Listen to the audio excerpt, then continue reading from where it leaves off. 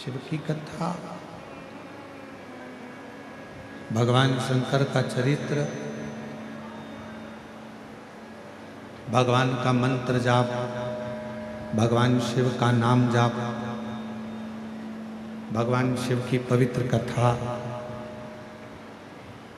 आपके जीवन में कुछ देगी ना देगी, पर इतना जरूर देगी कि अपने जीवन में आपको कभी दुखी नहीं होने देगी और जिंदगी में एक बार शिव का दर्शन जरूर करना। पर उसके लिए सबसे मुख्य